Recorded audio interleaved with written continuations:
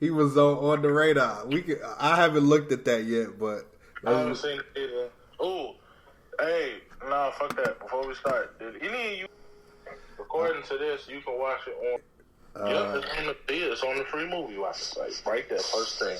I'm good. All right. What the fuck is up with the motherfucking businesses? Cold Hard Facts Podcast, episode 278. I am DNA, the only one, the one only, of course, back again once again. And I have 2 out of the 3 of my co-hosts with me today. 278, which means we still doing great. Fantastic and amazing.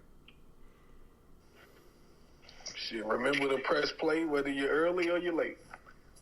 For real. Because we going down in the dumps on YouTube. I don't know what's going on, but it's all good. They'll wake up again eventually. For sure. We got a lot of stuff to talk about, though. Like, there's a lot has happened. A lot of new music. And a lot of new music coming out this week, too. So, yeah. I think I want to start on Justin Timberlake because me and Kuda was talking about it briefly. Okay. I did not watch the Tiny Desk yet. You tripping. You need to go ahead and check that out immediately. Yeah, I'm going to check that out too. I did check out He was on there clowning in a good way. I did check out the album though. It's solid. It's not the 2020 experience, of course, but why is that the album that everybody jumps to? Because, bro, that shit was amazing. I'm just saying, everybody keep jumping. The immediate reaction that I get from everybody is that album. Like that's his best album, and they know it's not. It is not. It's not. It's not. It's not. Why are you comparing it to that one? Compare it to the one you need to compare it to. It's just the fact that you won't do that. It's just the fact that not too many double disc albums are great. Like it's just that. That's all. It is. At least that's my point of view. I don't know about anybody else. If we go in there, I'm gonna tell you something. As a whole, there's some good ones out there, though. No, hold on, wait. As a whole, that album is great, right? Right. If you split it into the 2 parts that it was released into, part 1 is miles ahead of part 2.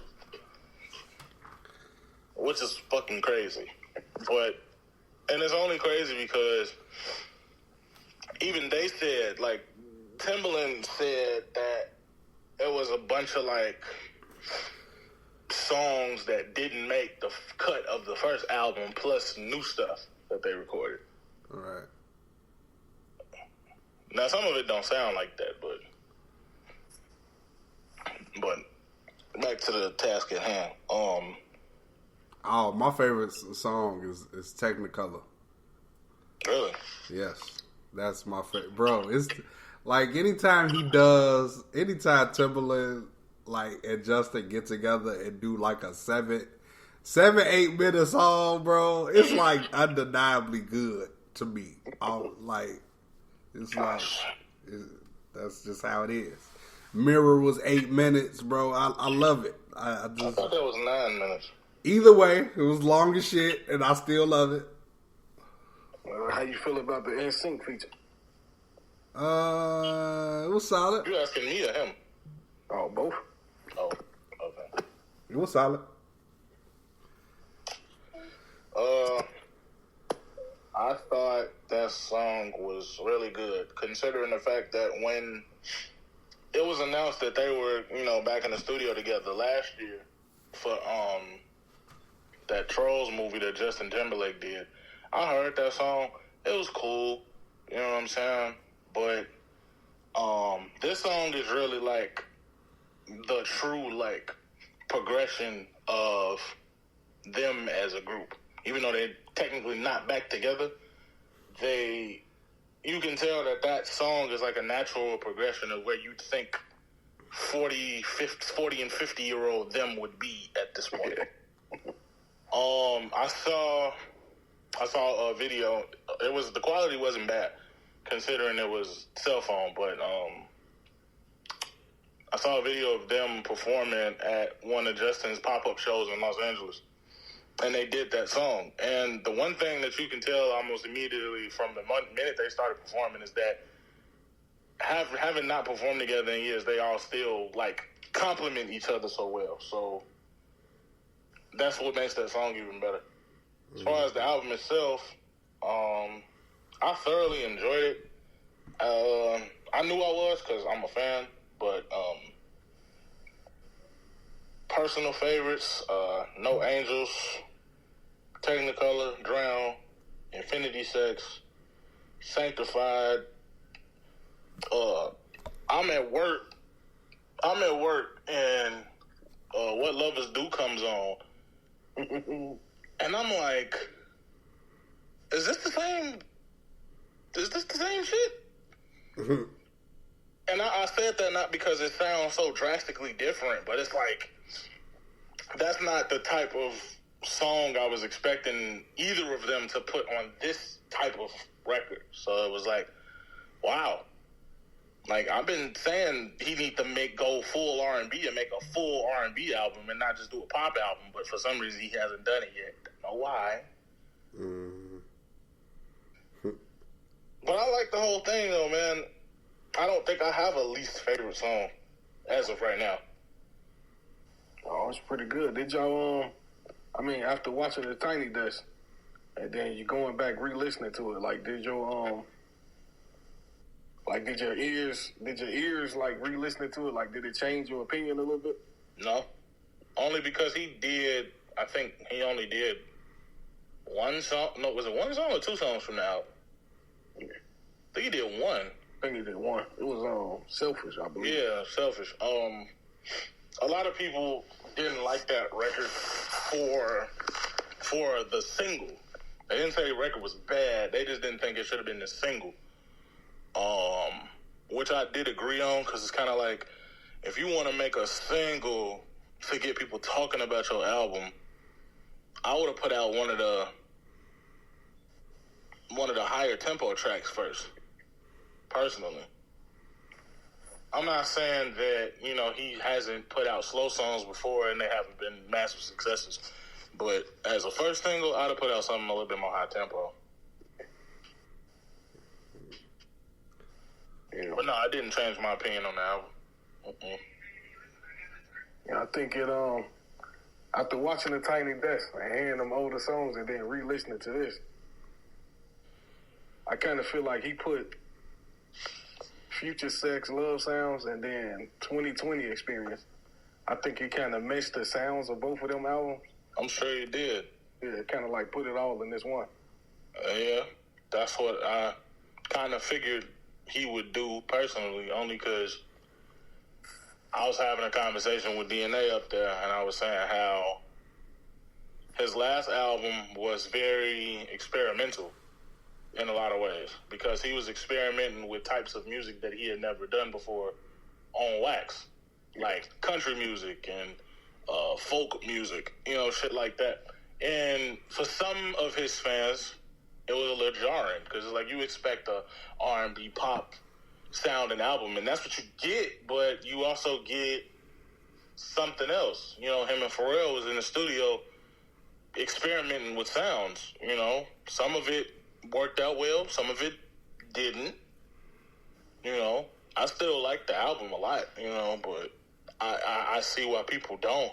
It caught the crowd off guard. Pretty much, like, it's cool that that's what he wants to do, and I applaud him as a musician and as an artist for taking that risk to make what he wanted to make instead of listening to his fan base, because I think every artist should do that at some point. That's why we got albums like To Pimp a Butterfly. That's why we got albums like Hendrix. Because when nobody really... people were asking Future for an R&B type album, but nobody really thought he would do it. but he did it. So I enjoy when artists take risks. Sometimes it works, sometimes it doesn't. Like when Logic tried to be a fucking like an electronic producer or some shit. That shit did not work. Mm-hmm. No. But all in all, personally, I'm low key biased because I said I'm a fan. But my honest answer for like a rating would be like a 8. Yeah, I'm leaning towards like an 8. Yeah. I'll just leave this is where we all come together and say 8. The only thing I do want to say is that I read some of the, I was bored, so I read some of the reviews just to see what the, public was talking about. And the more I read, the more I realized, like, the main thing that I kept seeing critics saying was that he wasn't really pushing the pop genre forward. And I said to myself, like, how much forward do you need to push the pop genre? When literally your biggest moneymaker is fucking Taylor Swift, and all her songs sound exactly the fucking same. Even if her songwriting progresses. Like, it makes no sense. Yeah, she don't take many risks. Just sticking to what she know. Oh, she done took risks, all right. Just not the ones that she probably, like, it's like, put it this way. If Taylor Swift today decides to put out, like, a rap album, that's a risk for her. You know what I'm saying? Or an album where she does all, like, pop R&B records and puts all rappers and R&B singers on it. That's a risk. She would never do that. Yeah.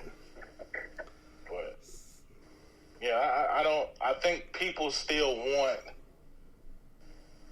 not people, but I think what the critics was looking for was something like Future Sex Love Sounds or 2020 Experience. And I'm going to say what I say every time somebody want to go looking for the old shit. Go listen to the old shit. Just go listen to it, because you're not getting that again. This is the closest you're going to get to Future Sex Love Sounds. Yeah. Literally. The whole time I was listening to this, I kept thinking about that album, and it's not just because Timbaland was producing most of the shit. It literally reminds me of that album. Mm-hmm. Yeah, just a up-to-date version of it. So, that's enough on that subject from me.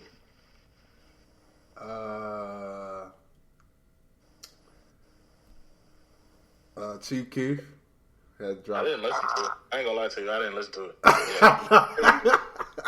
You know what? I was just telling somebody about this. I actually wanted to get on here and talk about this. I'm not going to take too much time on it, though. We can delve on it later in another time. But, we got, I'm going to just make it quick. We got Future and Metro dropping tonight, right? Mm. Great. In the era of streaming that we in now, where it seems like people are releasing new music at least every week now, it's a great time for music. Like, niggas, when we was in high school, bro, like, this would have been lovely, right? Instead of waiting for niggas to drop albums or songs every couple weeks or every couple months, every week or so, come on now. But because of that, because of the way we consume music now, it's increasingly difficult for me to keep up with everything. You know what I'm saying? Because I'm still listening to other things while I'm still listening to things that I really, really like to listen to. So I don't understand how people, like critics and people like that, I don't understand how they can put all their attention to listening to something. You know what I'm saying? That's exactly. bland. Yeah. For example, give you a prime example what made me say this. I'm going to see Boss on Monday. Oh, damn. Nice. Yeah. I'm going to see Boss on Monday with my cousin for his birthday. Nice. I've only listened to Boss's album twice. But it came out last year. It came out in December. I've only listened to it twice. Yeah. Before I went back into it today. Okay. And the first time I listened to it, you remember, because I didn't even get an album a rating because I hadn't really delved into it. So the second time I listened to it, I was like, Like, I kind of figured he would go in the island vibe direction because he's, been doing all the international, touring and being at home in Africa. Like, he's been doing a lot of that. But when I listen to it today, I'm like, my ears must be different because this shit actually is fire. Like, it's actually fucking fire. Like, I don't know where my head was at. Now I'm going to be stuck all weekend trying to memorize some of the lines. Like, it's a couple songs I don't really care for, but it's not because of the beat or the lyrics. They just didn't catch my ear the way the other ones did. Mm. So, but no, that album is fucking fire. And I'm sitting there listening like, damn. Like, I really didn't even really listen to this album, and I call myself a fan of this man. But it's increasingly difficult for, like, anybody to really... I don't see how anybody keeps up with listening to everything and in detail. I'm going to tell you, it's like, okay, at least for me, I don't know about for Kuda Buggin'. It's almost... to get through most songs, like, you can almost tell, like, for me at least, like, what's gonna be good. Like, you don't even necessarily need to listen. You can tell by the beat sometimes. You can tell how the song started off. Sometimes you can even tell by the first verse. This finna be good. So it's certain artists that's just like in that mode all the time. Like, I want to try and like, let's see. I want to try and not say the usual suspects. So let me just say, like, because I recently started back listening to Denzel Curry. I went back to his old shit. Went to Imperial, went to Taboo, and went to Unlocked. Yeah, it was just like it got me back into why I like Denzel Curry so much. Right. So, and if I had another guy, I would go back to his Jid. Like, I didn't always like. Sometimes I be like, okay, I understand why niggas don't want to rap with him. At one point, he tweeted out that, like, these niggas, I'm tired of, like, he was like, at one point, like, don't nobody really want to fuck with me, like, sometimes. Like, on the rapper side, at least. He don't got no rapper friends. He don't got, so that's why when he does get a feature, like, it's very rare. Like, he don't get too many features, but he gets some. So, and then he does kill it 90% of the time. So, I mean, like I said, like, when it comes to albums and when it comes to people flooding that shit, like, I go for the singles first, and then after the singles, I go into albums. So, damn near all the women dropped, and like, like last week? Yeah, last week. I'm talking about damn near all. Well, at least I know Tierra Whack, Flo Milli dropped, and Cardi B dropped singles. But it was like a lot of singles and a few albums. So that's why now it's like a lot of songs are like 2 minutes, 1 minute, 1 minute. So it's kind of easier for me, at least, to get through songs. I can't speak for Kuda Buggin' though, but Kuda Buggin', before we get to Chief Keef, you can explain. You know, I'm more of an album listener. Like, I don't really like listening to singles. Like, you know, I want the whole feel, you know. But I don't really listen to singles like that. But at the rate things are coming out, it is pretty hard. Like, I listen to most of my music. Most albums I check out when I'm at work. So, but a lot of them, man, it's real hard to keep up. You got to be real interested. I guess I'm just real. And then you can be real interested. But it's kind of like I said, you have your things that you listen to on a daily basis.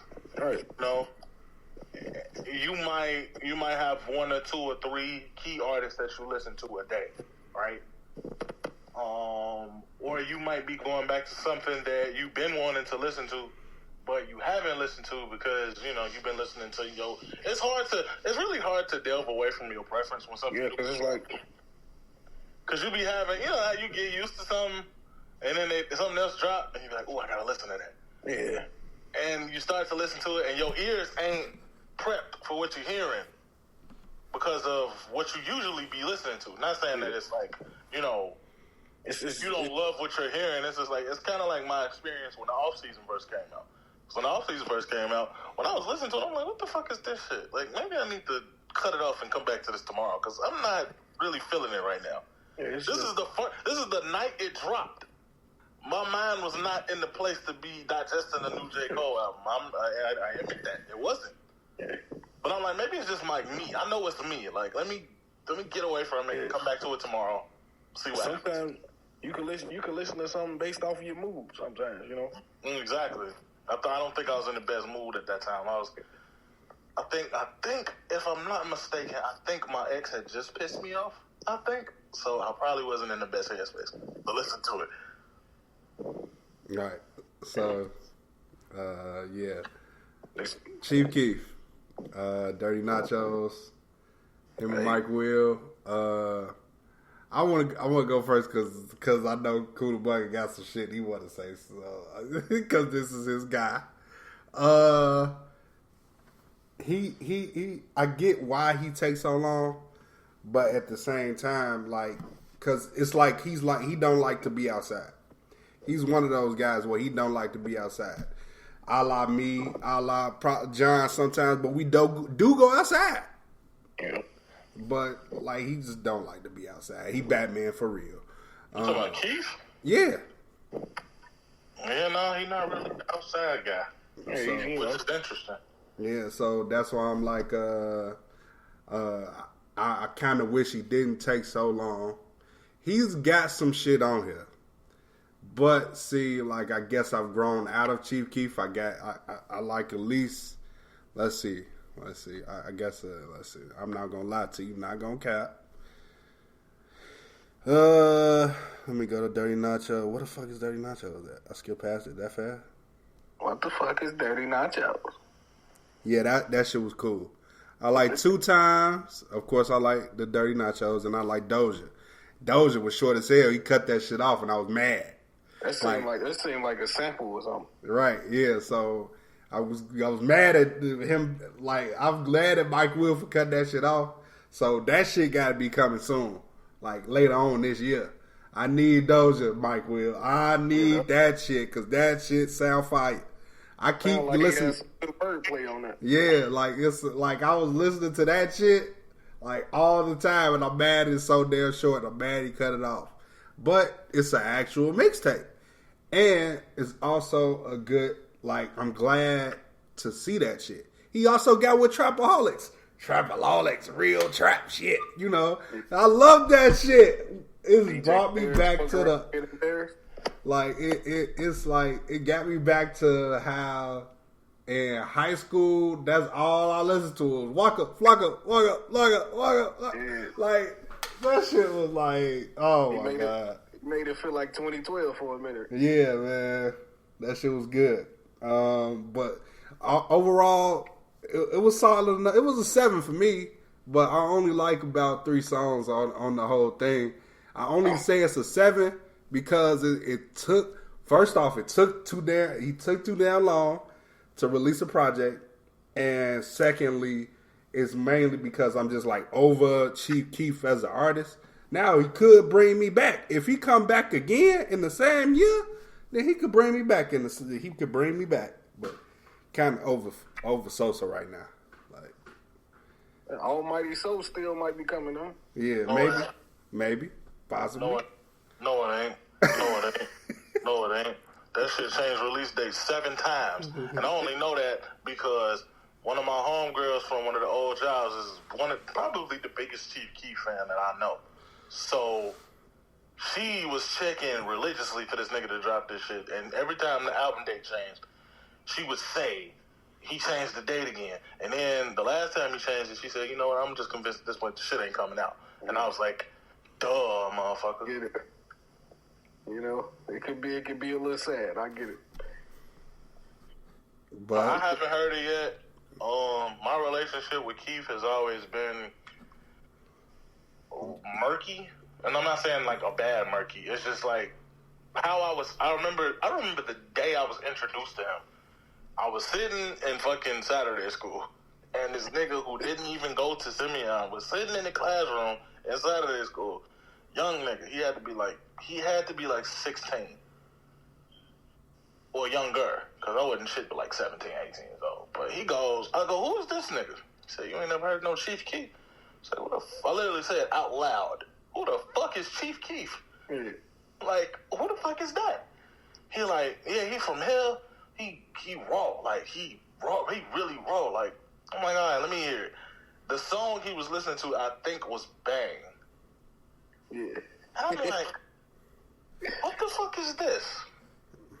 That kush got me going. You can feel it in I ain't me. gonna lie, that beat that Asian dude made, bro, it threw me off, bro. Like, what the fuck is this? But once I got by myself and listened to it, I'm like, all right, this is cool. This is decent. So I can admittedly say that I've never been the biggest Chief Keef fan. I think me, like a lot of people, just listened to him just because he was from here. And everybody that I knew was listening to him, so I didn't want to be alone. When it came to, like, singing these songs, I didn't want to be the only one that didn't know him. So that's how I started listening to that nigga. But I own Finally Rich. I bought that.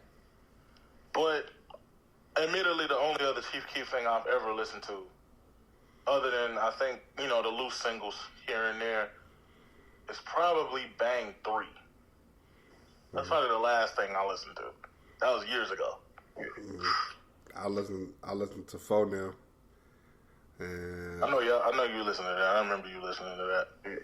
I listened to Back from the Dead Part 2 or something like that, I think. I heard that, but that's old. That's before Bang 3.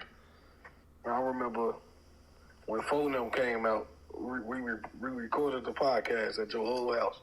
And soon as we left, that was the first thing I cut on. And then I was done. Okay.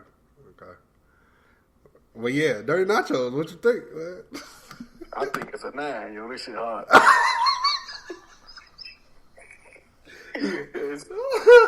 Shit. This shit go crazy.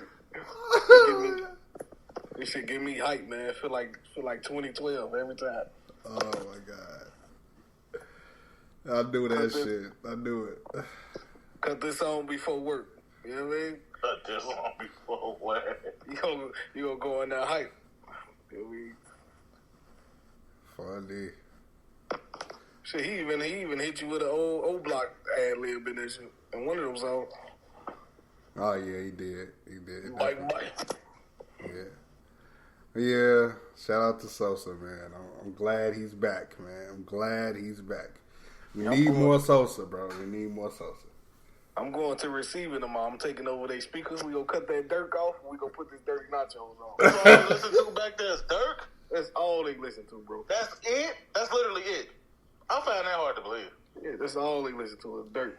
They might get like G Herbo every now and then. I be feeling, I ain't gonna lie, I be feeling sorry for these niggas. Like, y'all niggas don't realize how much good music is out here. Like, y'all niggas just listening to Dirk all day, every day.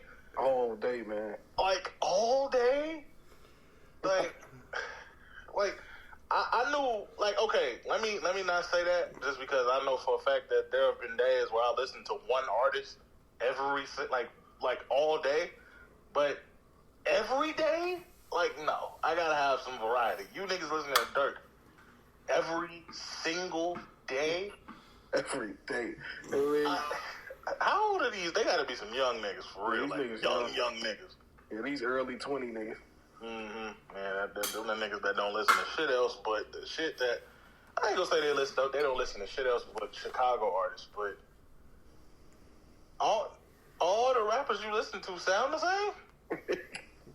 Like, I get it. I do. Cause I ain't from that lifestyle, so I can't really talk for real, but as a fan of music, it's like, I get why because you literally be living in that type of environment and you be surrounding yourself with that type of shit, so you can relate to it. Mm-hmm. But so many rappers talk about that type of shit, and they talk about it better. Yeah. Y'all need to expand your horizons. Yeah. Mm-hmm. Flo Milli. That shit was terrible. No, fine whole state. Yeah, cause she had You Still Hear Ho and all this other. I forgot her album titles names. I'm not gonna lie, but it got something to do with like her being here and being around still. So that's why I like Flo Milli because of that. Like her first tape was called Ho, Why Is You Here? The first album was You Still Hear Ho? ? And then the new album is Fine Ho, Stay. Like, what is it with you and the hoes? Yes, man. That's what is it with you and hoes? Yes. Why are you got fucking... What is that, bro? What is that? What was that you just did, bro? I didn't do anything. That's just the worst behind so bad. I didn't do anything. That's Kuda Bugger doing that. That wasn't me. I don't know what happened. I know damn sure it wasn't me. Anywho. Flo Milli put out her new album, and that motherfucker is fire. Okay? Not to me. I can't get past her voice. I've never liked her voice. It's just, I can't. Like, I tried. I've tried, bro. Her voice is just... Like, oh my God. Like, you could be saying some of the most fire shit, probably. It's like listening to West Side Gun. Like, dang, I know what he's saying is cold, but it's like... Hey, yo... I really did try DNA. I tried to give it a chance. Okay. And the only, like, I'm gonna tell you, because I wasn't gonna listen to it. The only thing that made me listen to it was the fact that I found out Cardo made one of them beats. So I was like, let me listen to the whole thing, see what this is. She got a few honorable C notes on here, those too, though. Yep. No, it was okay though. I just can't get past the voice personally, but it was okay. Yeah, she cool. I see. This is a solid 7. Oh, and just by the way, for anybody who listening to this and think I'm hating, I am not hating on this girl because she's a girl. Okay, I like a lot of female rap. Oh, I'm finna give another album high praise too. Don't worry about it. Go ahead. I just like I said, I just can't get past the voice. It's a preference thing. I get that. I get that. Those people with those unique voices normally have staying power because of their voice. I'm gonna just let you know just off top. You think I don't know that? People ain't tired of Gunna yet though. Like, nope. And now you got one with Offset. You definitely ain't going nowhere now. Like Offset. And no, the public has tried to cancel Gunna so many times over the last 2 years. That shit is not working. Man. That shit ain't working. They need to stop. All right, the nigga not going nowhere. You know, he's not going nowhere. But dang, so you ain't like her singing? No, that was cool. Okay, it's the rapping. Okay, I get it. But yeah, it's an 8 for me. Like so, Tierra Whack. Wasn't nothing whack about that. Yeah, I promise you it wasn't. Not a thing. I don't know why we even talking about that. Like, this was...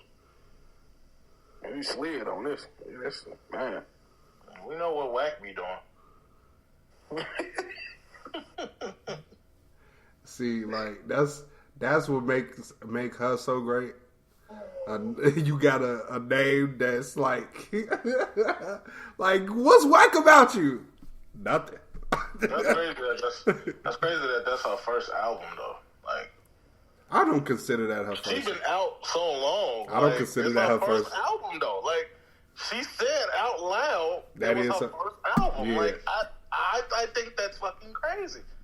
Yeah. It took her so long to put an album out. Like, I think I think that's because of she's on Interscope. Interscope. And the crazy and another crazy thing is she's too talented. She's too talented for that to be her first album. And then she's put out at least 4. I want to say 4. Is it 4? Wait, rap, pop, R&B. Did she do I think she did a jazz. But she put out like 3 or 4 EPs. She's with different styles. Like that shit, all of them shits was fire. Yeah, rap, pop, and R&B. I remember. So like that's why I'm like, dog. She put them out. She put them out weekly. Yeah, so that's why I was like, dog. Like why she ain't put out an album yet? the album should have came right after them 3. Like, well, you know, rappers who start off as like poets initially usually find success in the lyricism department. Mm-hmm. That's what makes motherfuckers like Earl so good. You know what I'm saying? Because Earl is the son of a poet, so it's like natural to him. Mm-hmm. To be saying shit that I don't even know what the fuck he be talking about, but it sound good. Mm-hmm. So, and she pull you in with the rapping and the wordplay. That shit be cold. Mm-hmm. And then the next song you get to sing and be like, oh shit, this cold too. We like shit. Yeah, man. Tierra Whack. Ain't nothing whack about her. And that's her real name. Just so y'all know. Out there. That's her real name. Ain't no stage name. That's on my motherfucking birth certificate. That shit blew my mind when I found that out. Oh, you ain't know that now? No, I knew that. I'm just saying when I found that out, that blew my mind. Like, that's your real fucking name. See, that's the man. There's nothing whack about her. Yeah, she could be a female Drake. She could. A female Drake. But you know motherfuckers gonna hate on her because she dark skinned. Oh, yeah, bro. You know how that go. Yeah, bro. We ain't gotta talk about that, but you know what I'm talking about. Yeah. So y'all got favorites? I don't have nothing to point out right now. Cause like I said, I've been diving into shit, so I'm literally going off of 1.5 listen. So, well, I got Snake Eyes, Chanel Pitt, and Misbehave. Those are my 3 favorites. But yeah, this the type of shit like we dream we dream and like wish that we could find talent like this and just stick them over and then like, yeah, come over here, like chill with us. Like you raw as hell. You ain't gonna never not be raw. Like, and they out there. It's just hard to find. For real. Yeah, they hard to find because people have their preferences when it comes to sound and look and appeal and things like that. There's a whole thing about that I don't even think we need to get into because that'll be going on forever. So yeah, but yeah, congrats to Tierra Whack. This is a 9.5 out of 10. It's not a 10 because I feel like you should have had a feature, but don't hold that against her. No, I'm playing. It's a 9.5 because I felt like, although it was a 15-track album, I felt like it felt like it wasn't 15 tracks. It's just because it was 38 minutes. Shit. Mm-hmm. Shit. That's why. Okay. All right. Got it. Moving on. If you didn't, I think you should listen to Ransom new album. Oh, I definitely didn't. Or EP. It's on 8 songs. Yeah. But Ransom and Harry Fraud, man. This shit. Oh, that man. Yeah, I heard that. Lavish Misery. Yeah, I heard that just based off the fact that it was Harry Fraud. So, man, yeah, this shit hard. Like, if you into lyrical rap, like this one of them. mm-hmm. See, my issue is, like, my biggest issue with lyrical rap, I don't want to get bored. So, like, I pick it. Yeah, no. I know what Ransom capable of now. Don't get How twisted. dare you? I never thought I'd hear you say that. Yeah, I said I never said Ransom was ass or trash. No, I never said you said that. I'm just saying, like, you said that lyrical rap can be boring. If you're a fan of lyrical rap for real, it'll never get boring to you. I'm saying let me rephrase it then. If you listen to too much lyrical rap, it can be boring. All right? Oh, well, yeah. I mean, you gotta have balance. So you gotta have you some balance. Depending on your mood, you know what I mean? I go from Keef, and then I end up listening to Ransom by the end of the day. Right. So that's why, I listen to already a lot of lyrical rap. So I take my pick, take my choice, and I just, You must have balance. Yeah. It's appropriate. Yeah, that's my for only... you niggas. That's for you niggas that strictly listen to lyrical rap, like you older niggas. You need some balance in your life. Yeah, man. You gotta want to turn up sometime. Right. You don't even have to want to do that. You can just have some balance in your life. You know what I'm saying? Like, get some energy, nigga. Shit. Westside Gunn recent album don't count. Yeah, that don't count. 42 Doug put out Walking Red. I told you, I told John, like, that shit, we wasn't even on the podcast. That shit sound like the perfect blend between Detroit and Atlanta.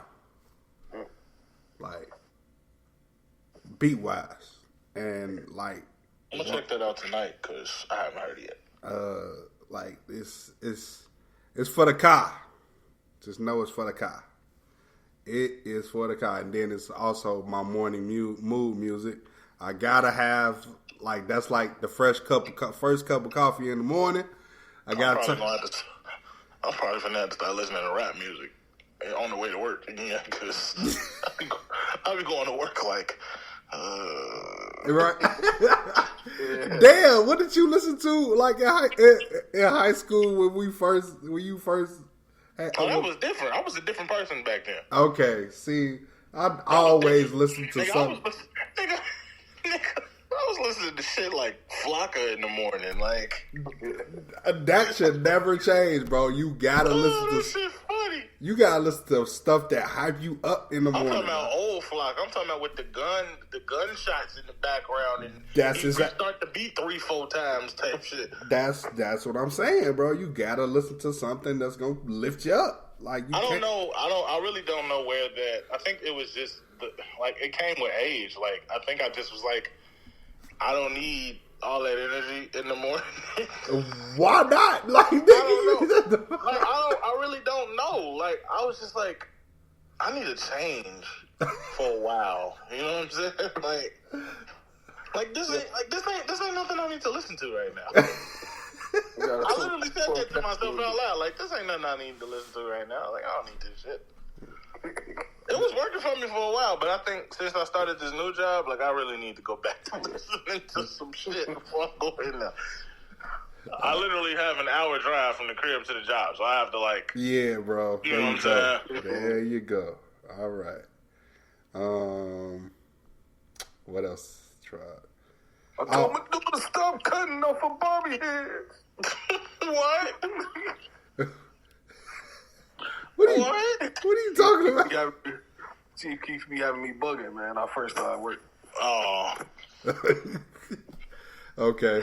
Party Next Door put out Real Woman, which was fire. That was fire. Yeah. Bro, did y'all... I know y'all didn't, because y'all don't do that, but I watched some Rolling Loud sets over the last few days. Okay. I saw Larry Jones set. I saw Big Sean, Don Toliver, Future and Metro, Summer Walker, just a bunch of people over the course of the last few days. You know what I hate about festival crowds? It's like, you know for a fact that everybody in the crowd is not necessarily a fan of who's on stage. so they're not as invested. Right. The thing that made me say that is not Rolling Loud. What actually made me say that is I saw a video of Kendrick Lamar and Baby Keem's performance at Camp Flog Now from last year. Mm-hmm. And the whole time I'm watching it, I'm just like, where's the energy? Like, y'all was hyped when Family Ties came on, and then after Family Ties went off, y'all kind of just, the energy just died. Like, now luckily for me, in the space where this was being recorded at, the energy was really high, but elsewhere it was just like, everybody was just standing there, like, dog, Kendrick Lamar is on stage right now. What the fuck is wrong with y'all? I promise you, in that United Center. Well, see, that's different though, because those are I really don't know off the top of my head how many people the United Center seats, but that's whatever number it is of Kendrick Lamar's fans. So that's different. You know what I'm saying? It's like when I'm watching Larry Jones' show, I'm like, I know every song, I know every word, and I'm like, bro, if this was in a compact space, like when I was at the House of Blues last year, that shit would have been cracking from start to finish. But I'm just like, where's the energy at? Like, festival crowds are different from just personal concert crowds. Then no, them festival crowds be like a glorified open mic night. Damn near. Everybody ain't invested. Now, see, some festivals ain't like that. Like Lollapalooza, for example. Even if they don't know shit, that's what I love about Chicago. Even if we don't know something, if we listen to it and we like fuck with what we hearing, we'll fuck with it. You know what I'm saying? Whereas motherfuckers in LA just like,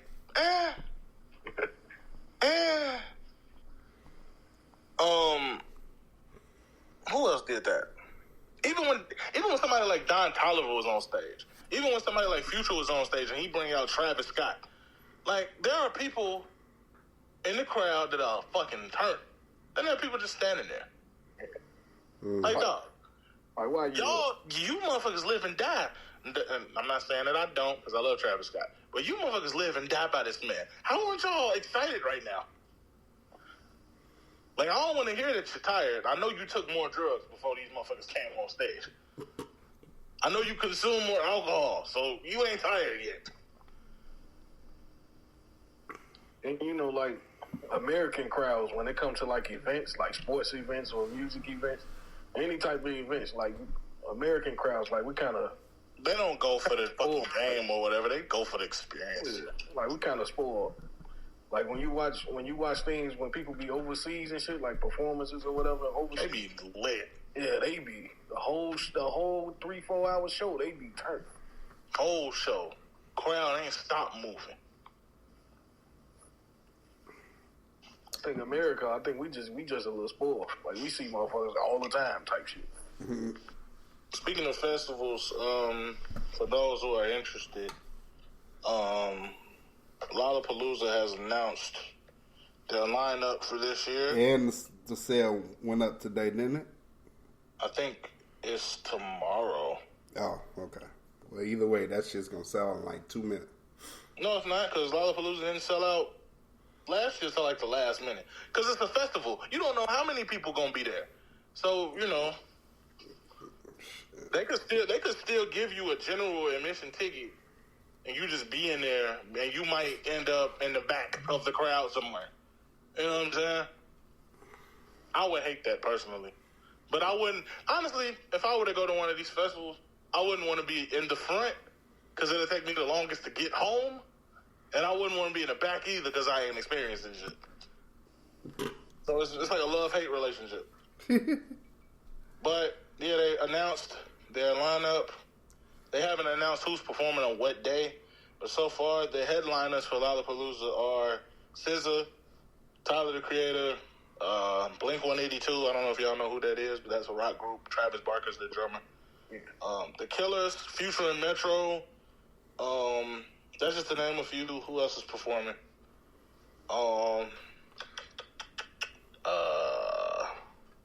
Victoria Monet, Sexy Red will be there, obviously. I didn't think they weren't going to not make her come.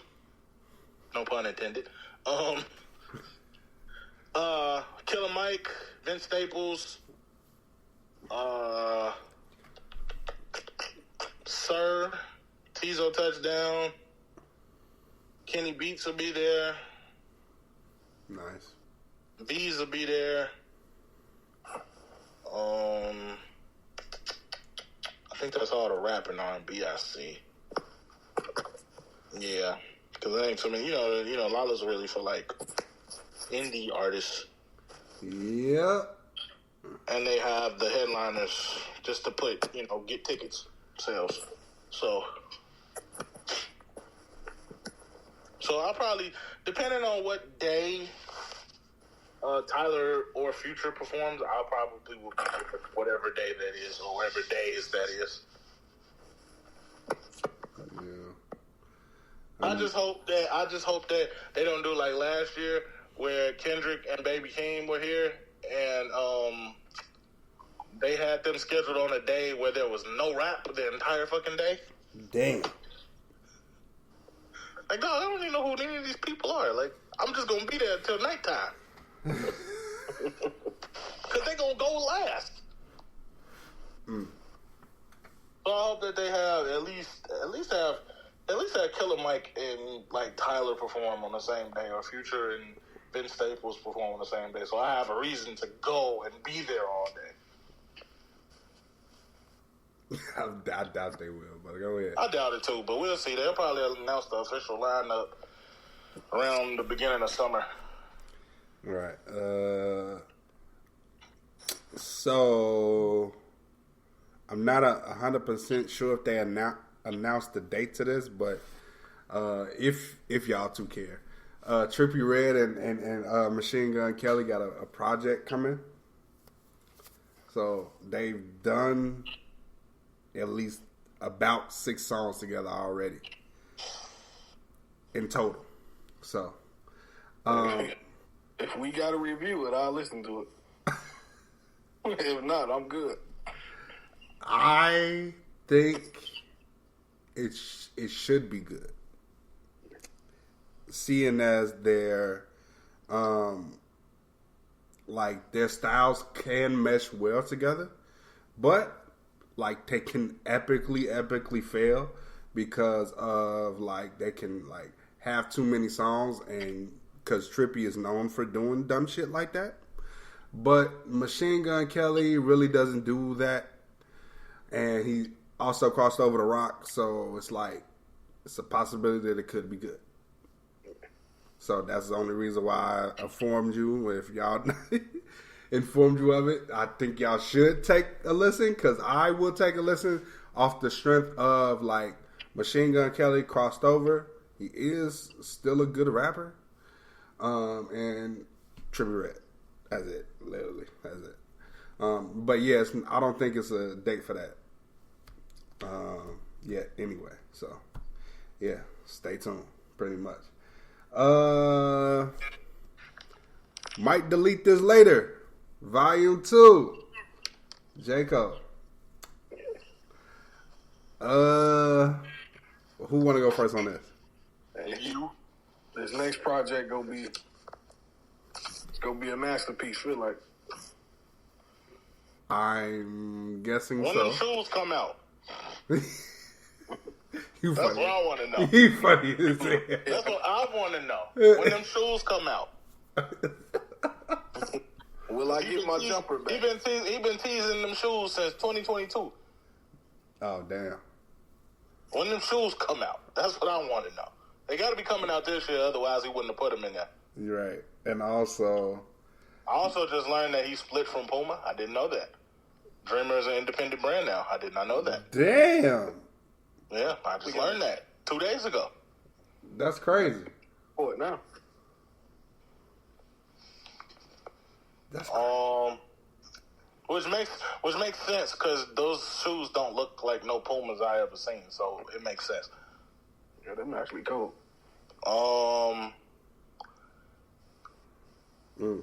What was you saying though, DNA? Because I got a couple takeaways from that, but I'm gonna wait till you're done. What I was just in case you. I got like. I'm about to get in my producer bag first. So sure. Producer bag, like that shit. Like I told John this. Woo, shit. He's making me wanna like full force producer mode. He making me wanna go back into that shit. I just ain't got no money. Like for real. Like I feel like, man, like, okay, so what he's doing, it sounds like is blending styles. And that sounds really fucking amazing. I can't wait until he released the album, and I'm going straight for the fucking credits. Like after each song, I'm going straight for the fucking credits because I'm gonna learn, I'm gonna see what the fuck you did, Cole. I'm gonna look and see what the fuck you did because this is just like straight up nerd producer brain. Like I like what the fuck he was doing when that shit opened up. I was like, oh my god, this shit is hard. This is hard. And when you get comfortable into producing your own shit and rapping on your own shit, it's just like what he's been doing for years. Yeah, like it's just like a match made in heaven. You can't go wrong. Podcaster brain. This rollout is fucking phenomenal. This like rollout, pure. Cole's never had a terrible rollout. No. I said that with a question mark because I'm thinking. No. I don't think he's ever really had a terrible rollout. He had like the traditional types of rollouts with, Cold World and Born Center. He had the just announce it a week before with Forest Hills Drive and For Your Eyes Only. And KOD. Yeah, and KOD. And then with the off season, it was more like the marketing promotion was the feature run. Well, the feature run from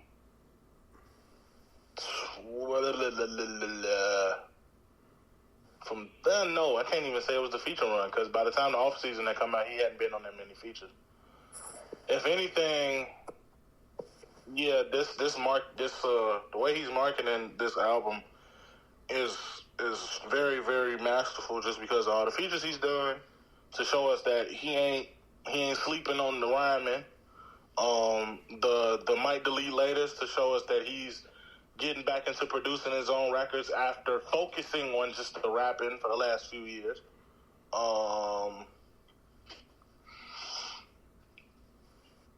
And the stuff that you see in the videos is actually hella entertaining. Even if it's just a random conversation about Cole being born in Germany. Which I thought was fucking funny because whoever that was talking to him was pissing him off. You could tell he was pissing him off. Like, bro, I was just born there. I didn't live there. Yes. And then he brought back Lil Cole, which I was actually shocked about. Because if you don't know who Lil Cole is a auto-tuned version of J. Cole that was introduced, I think it was Born Center era. Yep. He's supposed to be a little kid, but he's really just an ignorant version of J. Cole. That's how you know this album is gonna be fire. The snippet that they played was great. All of the snippets. It's like multiple. Oh yeah, right. Because there's the one where it's like a fake music video, and then it's the one for the advertising the Dreamer with Boss on it.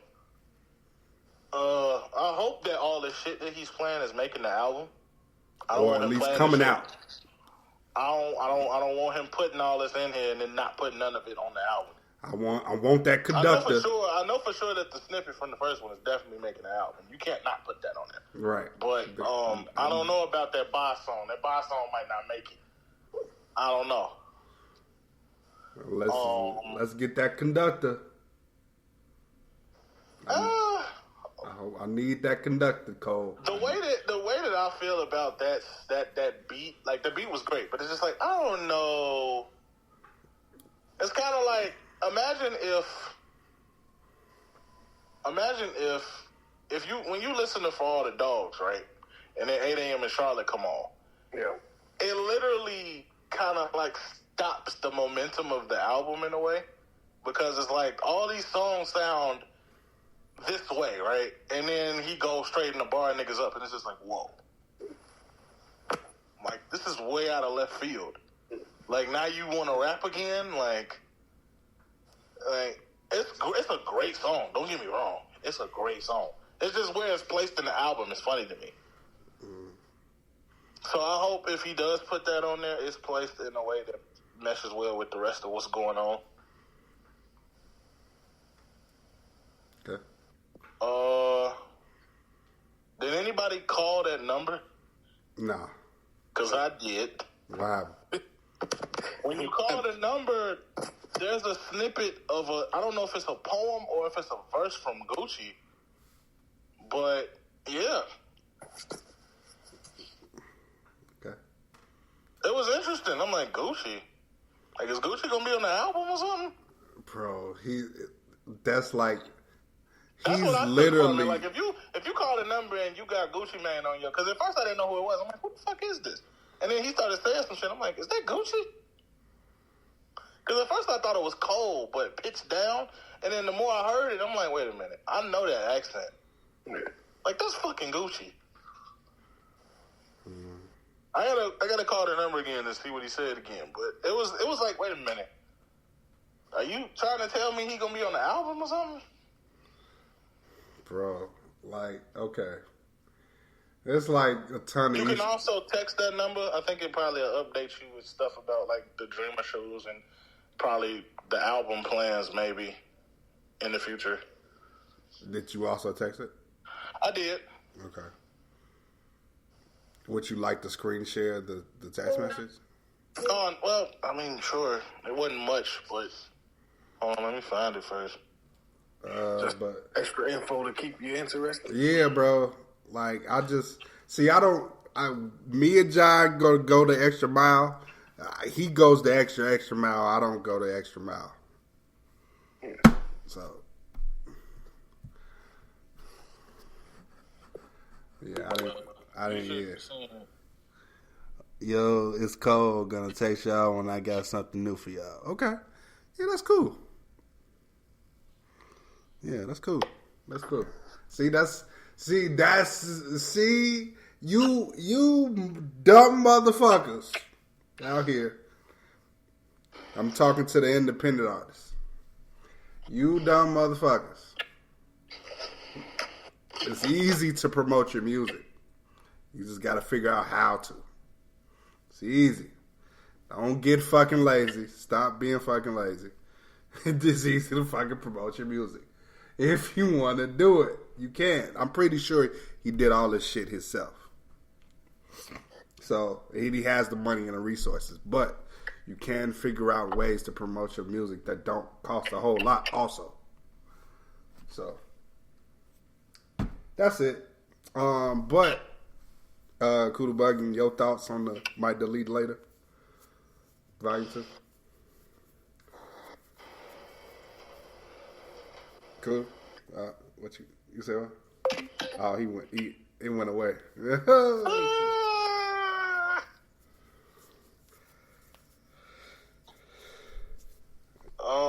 Let me see if I can. There you go. Fucking phone tweaking. Yeah. Now what you were saying? I thought he got too high. Like, what the fuck am I doing on this phone? Damn, phone tweaking. Lost the volume. I couldn't do nothing. Oh, okay. I was asking you, what was your thoughts on the Might Delete Later Volume 2? I think it's great because the songs that he's sniffing and everything is like you could tell like this finna be one of the ones. Like this might be his best album. All right. And the crazy thing is, then you say the off season was. Yeah.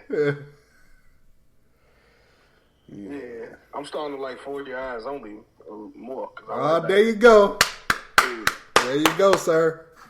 You know. I wish you could see my face right now.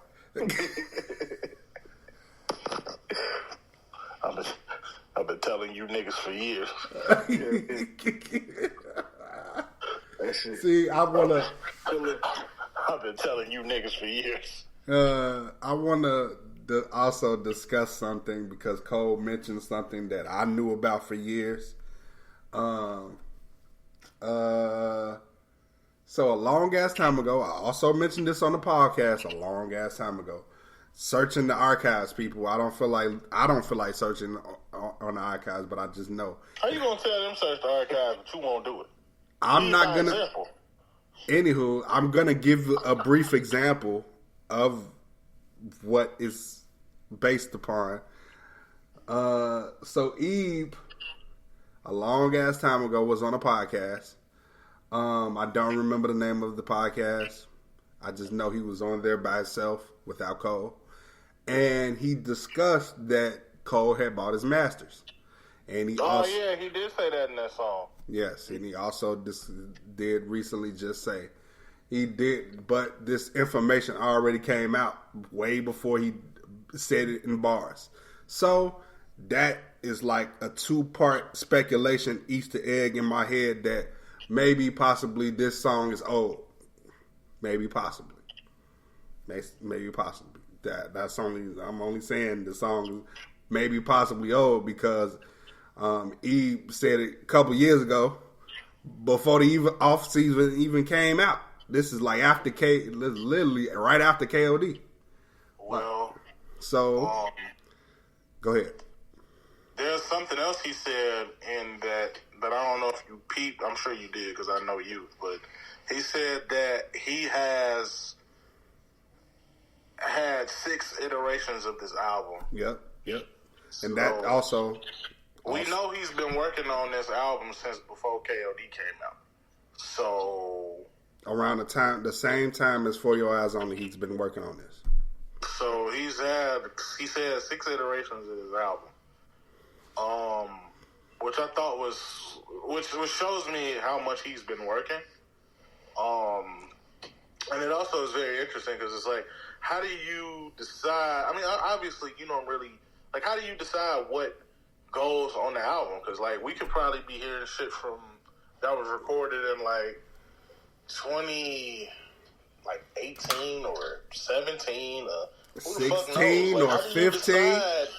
How do you decide what goes on the album? You know what I'm saying? Like, that begs the question. Like, how old is the stuff that... I'm not saying it's bad, but it's like, how old is the stuff that we finna hear? Like, you know what I'm saying?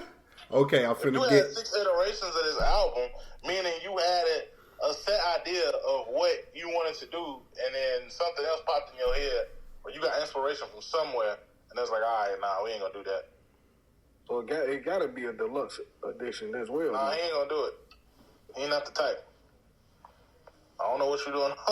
No, y'all talking right now for me, damn near. Go ahead. Oh, okay. That's why I'm doing all this. Oh, okay. No, I just thought it was funny because your face just look. It might.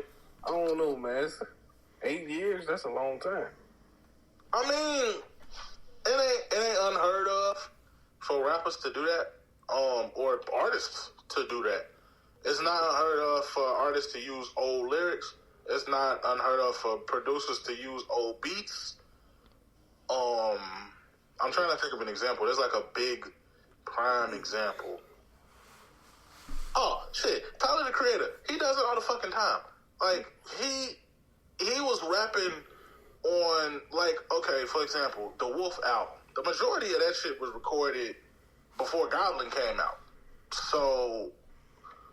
because you can hear it. He even says in the songs, it's 2011. Like, you was recording this album 2 years ago, and Goblin wasn't even out yet. So, he tends to use a lot of old shit. Who else does that? Timbaland's done it. I'm talking about, like, production-wise. Timbaland's done it. Swiss Beats has done it. Young Chop did it. Metro's done it. Who else? A lot of people have done it. It's not unheard of. So, yeah. I'm just let y'all talk until y'all ready me to go again. Because I got... Shit, motherfucking Jay Dilla been dead for 17, 18, 19 years, and people still rapping on new beats of his that we had never heard of. You see what fucking Big Sean doing. We gonna talk about Big Sean too. This podcast ain't over. Go ahead. So, yeah, it's not unheard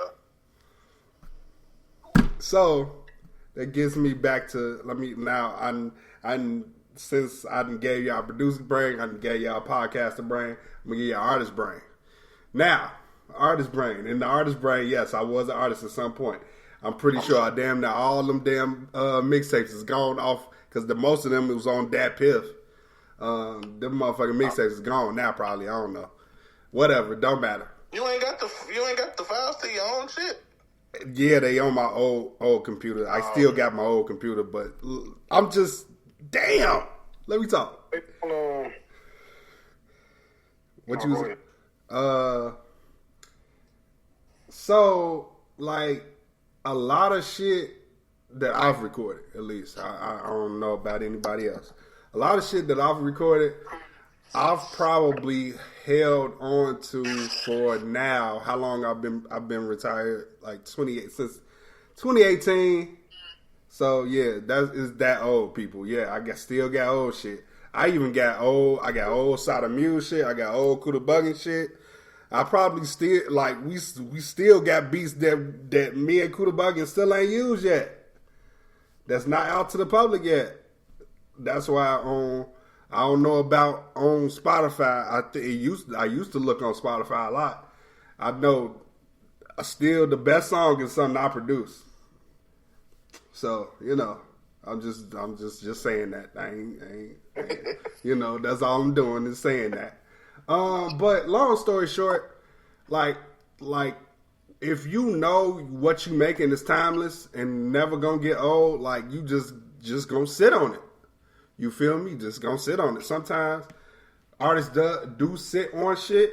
Like J. Cole. He probably sat on beats. He probably sat on verses and full songs. So that's why I'm saying. That's why I said all that to say that like he's probably made a lot of timeless music. And also, back to I'm gonna be podcaster brain and artist brain at the same time. Like the thing when he bought his masters from Jay-Z, like that the albums he owns now is from I think it's from For Your Eyes Only to now. So on and go on and so forth and so forth and so I mean those are arguably some of his best projects. A lot of people, you can also debate that for 2014 for his Hills Drive is his best project. A lot of people argue that Born Center is his best project. He still ain't put out his best project. Hello. So, like, that's all I got to say about that. The best is yet to come. Fuck that. This nigga just said hello on the podcast. Oh, hell no. Y'all try. Oh, no. See, I've been holding back my laughter this whole time. This nigga talking about some hello.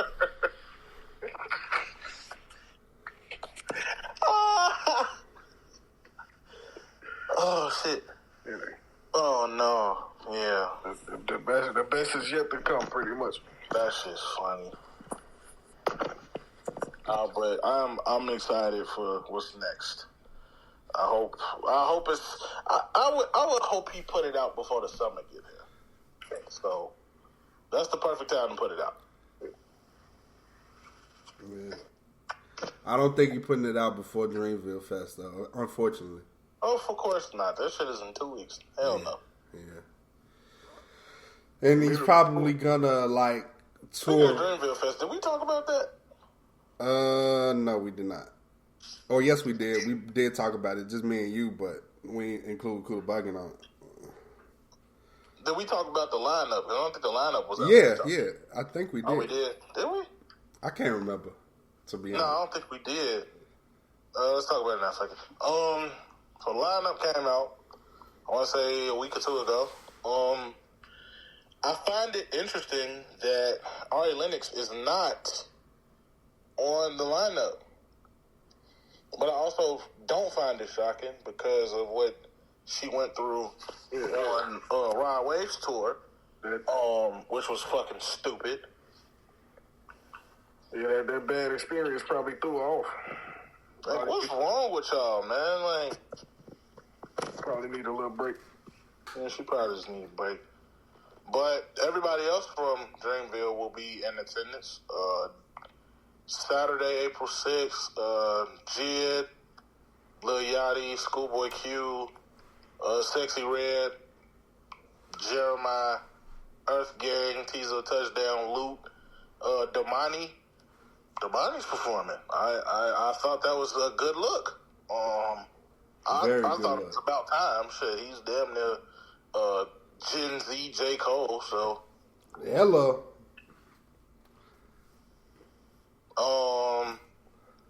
April 7th, I'm sorry. Chris Brown and SZA are co-headliners. I don't think they're performing together, but they are co-headliners that day. Do they even got songs together? No. Okay. But I'm saying, like, shit, Drake and Cole got songs together, but they co-headlined last year. Right. I don't know if they're performing together like Cole and Drake did, but they are co-headliners. And then Sunday, Jeezy, Monica, Ray Shrimmer, Key Glock, Boss, Money Long, Kaz, Omen, and then co-headliners Nicki Minaj and Cole. Well, we know they got one song together. So. But I doubt they performing together. Yeah, I doubt that too. That's a phenomenon. I think what it's going to be is on Saturday, it's probably going to be Chris Brown first, then SZA, and then on Sunday with the headliner shit, it's going to be Nicki, then Cole. Because Cole always performs last. So. Yeah. My request is at least a song. I'm pretty sure you will put out a song at least before or around the time of Dreamville Fest as his first single. That's just my guess. Speculation. I don't know. It would be smart to. I would. That's just me. I ain't gonna lie. I like this lineup, right? But ain't no lineup of Dreamville Fest beating 2022. I know Usher performed last year. I know J. Cole and Drake co-headlined last year, but Dreamville Fest 2022, ain't nobody beat that yet. They ain't beat that yet. Mm. They had too many heavy hitters that year. Mm-hmm. They had Ja Rule and Ashanti. They had Kalani. They had Lil Baby. Wiz Kid. Wiz Khalifa did Cushion Orange Juice. Like, what? Oh, yeah. Wiz Khalifa announced Cushion Orange Juice, too. There's been an uproar about that. I seen it on Twitter. People mad because he announced it and then somebody asked Cardo about it, and he said he didn't know shit about it. Oh, and people got mad. So I went on Twitter, and I'm like, y'all do know that Cardo only got 2 production credits on the first Cushion Orange Juice. Literally 2. That's it. 2 songs. So even if Wiz makes the shit, he don't necessarily need Cardo to make that. It makes sense if he goes and gets him and says, all right, we need to make at least 1 song. Or something. But he don't necessarily. What 2 is that? Do you know? Off top? Mesmerized and In the Cut. Oh, see. Mesmerized is like a damn near top 5 Khalifa song. basically is the top 3, goddamn, of his career. I think that's just me. But go ahead. It ain't too late. We still might. I didn't disagree. I'm just saying I don't think if it's an album, not a mixtape. Wiz was adamant about that. If it come out and Cardo is not on it, I personally wouldn't be disappointed by it, but it is a missed opportunity. Absolutely. But if you want that, there's a whole mixtape out called Cushion Orange Juice. No, it's a tape out called Wiz Got Wings. If you want some Wiz and Cardo, go listen to that. Yeah. It's one of the most fire things Wiz ever dropped, and you niggas slept on it. Yeah, see, my thing is, like, we already talked about sequels on here. So, I mean, I really don't want to reiterate how we saying the sequel almost never beats the first one. It's Even not if always, it's good, huh? Even if it's good. Yeah, even if it's good, like, but it don't always, like, it don't always happen that way. But see, the thing is, like, Cushion Orange Juice basically is a timeless classic. So him doing Cushion Orange Juice 2 don't necessarily mean that it's gonna be terrible, just off of him not having Cardo, like my co-host John said. It's not, don't mean it's gonna be terrible. But the biggest issue is gonna be, like, how can you not and also get Sledgerin and also get Johnny Giuliano. Like, Sledgerin is involved. He posted the cover on his Instagram page. Sledgerin's involved.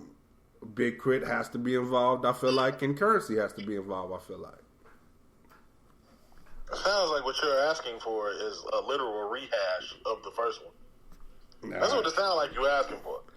But Wiz don't never do the same thing twice. I know, but see, like, I'm still, like, hoping that he will,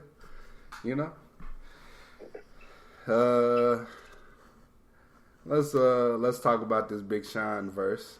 Or he's been back for a while now. Been back. Yeah. You ain't know? Been outside. No, I'm talking about as far as, like, verses. He put out, okay, so Bryson Tiller a couple weeks ago, he rapped on a J Dilla beat along with Big Sean. Big Sean pretty much had the best verse. Ain't nobody wasn't checking for Tiller when he rapping. And that was like, damn, I need more of this. And then, of course, he put out the little Clarity type shit. He's basically teasing he's coming back with new music, and he's dropping something tonight. But I wanted to really focus on what he said in that particular, on that particular J Dilla beat.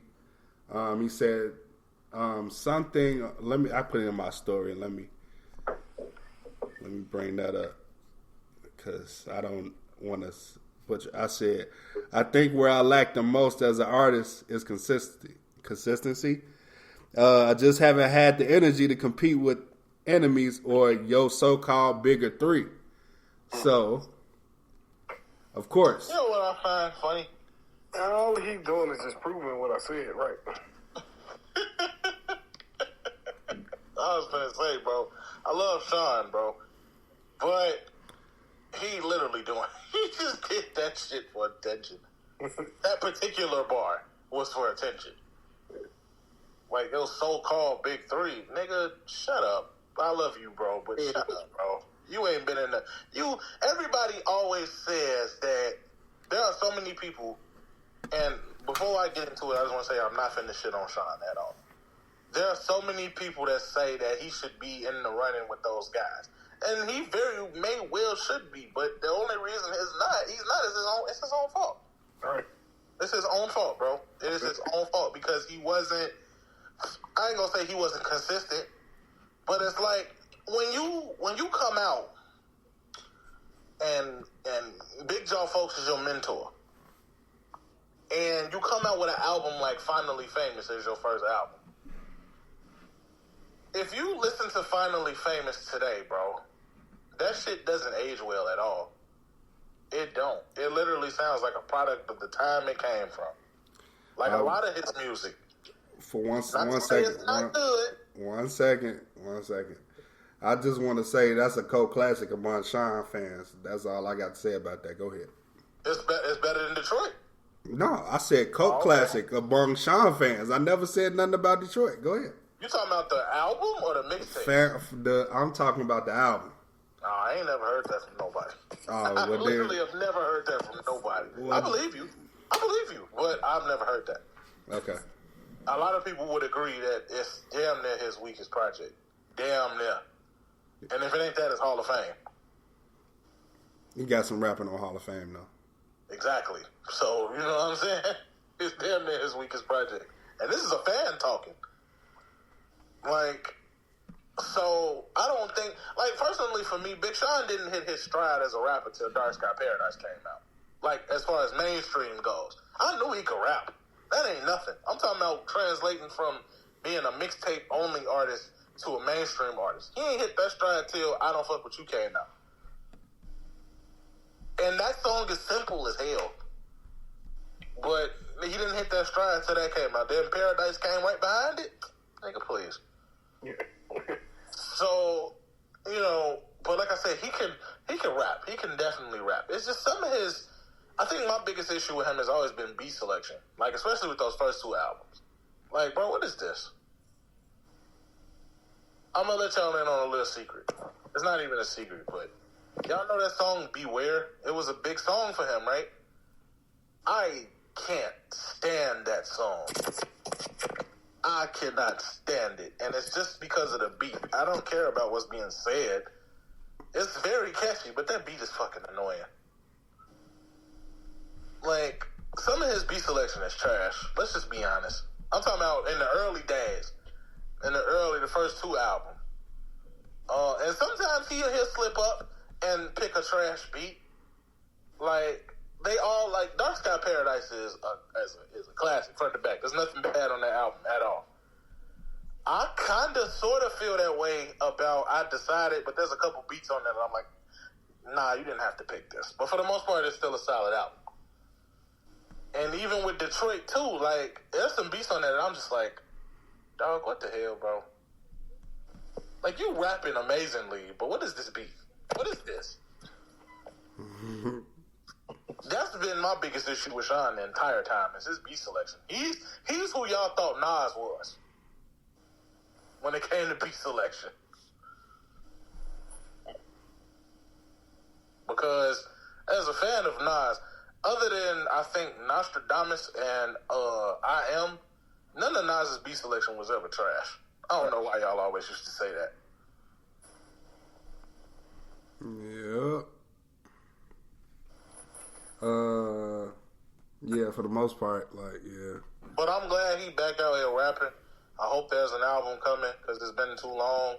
Absolutely, far Detroit too long. came out during the fucking pandemic, like it's been too long. Yeah. I know you've been, you know, working out, and I know you've been, enjoying life with your lady, and y'all had a son and all of that. But you need to get back out here, bro. What you did last year on Larry June album, that was the top 5 verse of the year. So we know you can do it. So ass back out here, man. Shit. You're missed.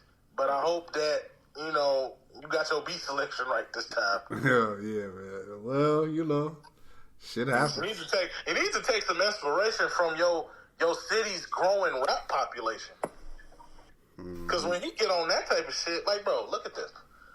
The EP he dropped with Hit Boy, right, a couple years ago, that shit was fire, front to back.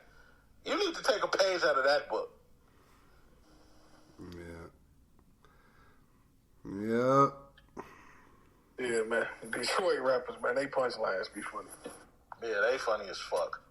Like, what the fuck be going on in y'all city that you say shit like this?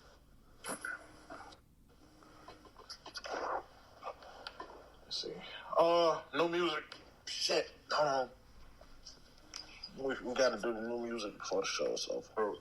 When does new Rap City come out next week, right? I think so.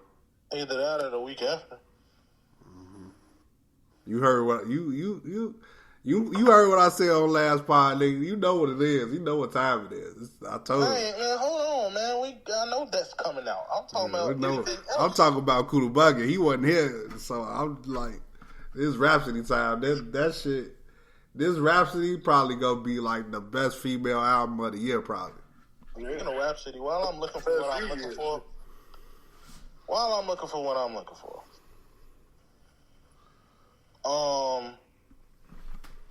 I saw something about Rhapsody recently that I wanted to share with y'all. I think we already kind of discussed it, but we did. Probably not on the pod. Probably off the pod. Oh well, yeah. So somebody tweeted something about how they said that Rhapsody was a Sexy Red fan. Yeah, and she's not just a fan; she's a big fan. So that called into question. I guess the guy she was talking to basically said that she shouldn't listen to Sexy Red because Michelle Obama doesn't listen to Sexy Red because Sexy Red only makes music for a certain demographic of women. To which I responded that that's a bunch of bullshit, because it's like, even if Rhapsody doesn't carry herself like most of the women out here who are visibly listening to Sexy Red, that be working on their cars and in the streets to her shit, that be tweeting her lyrics, that be singing her lyrics, that be, aiming her lyrics at niggas, she's not that type of woman. But that don't mean she can't listen to her. You can listen to whoever you want. Most rappers of her caliber listen to that kind of rap anyway. Exactly. So,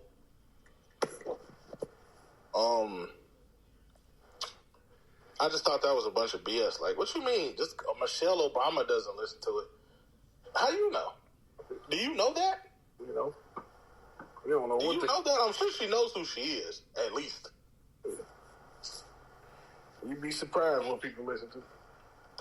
All right, so here's what's dropping tonight. Obviously, Future and Metro's long-anticipated album is dropping, the first half of it.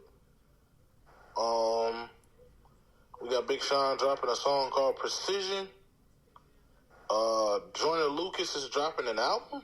I'm good. Damn. What do you do to you? Okay, you know why? Because he's literally probably gonna do the same shit he did with his last album. He dropped all these damn songs, and all them same damn songs is gonna be on the album. So you already heard it. Word to DJ Khaled. I get it though. Like, see, I get it. Because he's independent, he can do what the fuck he want to do. But I think that's probably why Atlantic dropped it, dog. Go ahead. Damn, that's tough. Right. Oh, that's really tough. Tyler is dropping her album tonight. It's gonna be interesting to see. Oh, and Sir's finally releasing his album. Who? Sir. Oh yeah. I'm interested in that.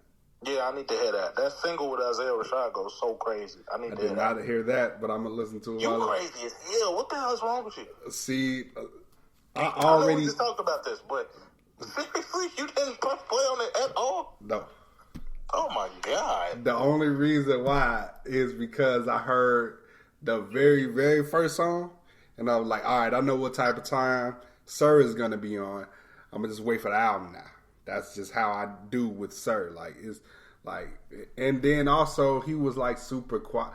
Like, I felt like this rollout has been super quiet because I guess more hype is on Schoolboy's Q album. I guess that's why. I don't know for sure that's why. But well, Sir's not really he's not really a mainstream artist, honestly. See, the way that I look at it is kind of like this. Sir teeters on that line between mainstream and independent because it's like he signed to a major label via TDE. I think he signed to Interscope or some shit like that. Mm-hmm. But he's not like a mainstream artist. He's never been. Like, the man done released 2 albums. I ain't never seen nobody mainstream talking about Sir. Ever. You know what I'm saying? Like, he's literally like, it's like we were saying on the podcast, I think it was either like 2 podcasts ago or the podcast before the last one. If you have a dedicated fan base, you can put out whatever, and they gonna fuck with it, and that's it. Right. You know what I'm saying? So, Sir doesn't necessarily need that appeal. You know, I'm sure he has an audience. I'm pretty sure he does. Because I'm part of it. So, you know, I agree with you. It might be overshadowed by the fact that Q album is still being pushed and promoted. Q been out here. I don't know if y'all know that, but Q been out here. Yeah, he been out here. He been doing interviews left and right. He did the Back on Fig podcast, saying how he'll never be better than Kendrick, no matter what anybody says. He was just recently in an interview with Nadeska talking about different things, talking about fatherhood, talking about golf, talking about the album, talking about when he ranked his albums, which we never talked about. I thought about that recently. We never talked about when Schoolboy Q ranked his albums. Yeah, we did. We didn't go into detail. Oh. We like touched on it, but he was saying how he likes to shit on his other albums after they've been out for a while, and Nadeska was asking him why, and he was like, "That's just what he does." He doesn't mean to say that he thinks any of his old albums are trash. He just does that. It's just a thing that he does. So, because when she asked him what he thought his best album was, he said Blue Live, which is obvious because, you know, recency bias. Mm-hmm. But he says that about every album he has ever released, but DNAO like this. He said that the album he thinks was his hardest was Blankface. It was. And it was his best. So that's what he said that. When he said that when he made it, he said when he made it, he was depressed. And he didn't even really know, he couldn't even tell you he was depressed because he didn't know he was depressed. You gotta make your best shit when you're in pain. That's sad to say, but, you know, yeah. Should have dealt and made a whole career out of it. Yeah. And Taylor Swift. And Drake, to a certain extent, because the nigga can't stop. The nigga couldn't stop falling in love with strippers for damn near 5 years. Mm-hmm. Now he want to act like he just this fucking... Man, fuck that nigga. He didn't even go there with full blast today. That's all I got. His ass. Oh, what we was on? He out here getting so much coochie, but then got a French supermodel, not even a supermodel, a French porn star pregnant. Like, nigga, what? Oh, shit. What? And then he all these badass bitches you could have fucked on from Atlanta or Houston or LA or something. Not saying his baby mama ugly, but it's just like, bro, really? The woman can barely speak English. Yeah.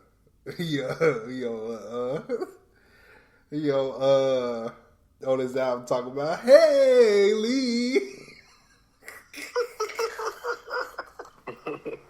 Oh, I'm shit. telling you, bro, this man is a walking meme, bro. Like, I be seeing the videos of him and his shows, like the recent ones. And the first thing that I always wonder is why he up there dressed like a Power Ranger. Because he be having that bulky ass shit on. I'm like, Drake, I know you hot in that, bro. Maybe that's his way of working out, bro.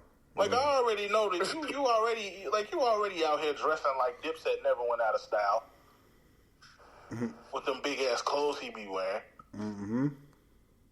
But ain't nothing wrong with that. You know, rich niggas can pull that shit off.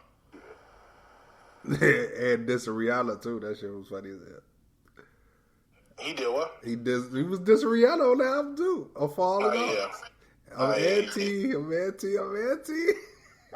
Yeah, he did do that. It's that funny as hell. This is our fault, though. Like, that nigga need to be stopped at this point. I bet you his ass gonna come out with an album this year. I bet you he do. I hope not. He said he was taking a break. He needs to do just that. I don't think he gonna take a break. Take a break. Do some features and take a break. He already got one feature. I don't think he gonna take a break, dog. Didn't they say he with Lotto's sister or something now? Yeah, he fucking with Lotto's sister. That is a child, bro. Shit. But, you know what? This is on par with a lot of shit that these niggas be doing when they get to a certain age. This nigga Drake is 37, bro.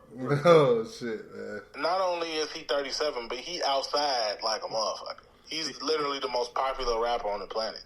So... He's still looking for a good time. Exactly. So... But you know how niggas get when they get to that age, they start looking for them younger women. It always happens. It never fails. Oh, man. Well, I think that's about it, you guys. There was nothing else. I have nothing. Yeah, this was a good one. Yeah, man. We've been having some good ones lately. Yeah. We on fire. So we don't even need a dude no more. What's his name? Oh, shit. I'm talking shit. Oh, shit. I'm talking shit. Oh, man. Hey, man. Bring back the madness, man. Oh, shit. Oh, shit, man. I'm not... Oh, man. No, you better keep that shit in there. Don't you dare cut that out. I'm not even... I wasn't even going to say that. No, don't you dare cut that shit out. Bring back the madness, man. What I was gonna say is, see, I haven't talked to Martin in a while. I hope he's doing well. All that good shit, man. Man, I just talked to him man like 2 days ago. He's perfectly fine. I'm just saying. I do miss his presence on here. That's all I got to say, bro. That's all I got to say. Yeah, he's missed. What's his name again? Oh, shit. Oh, my God, dog. Please.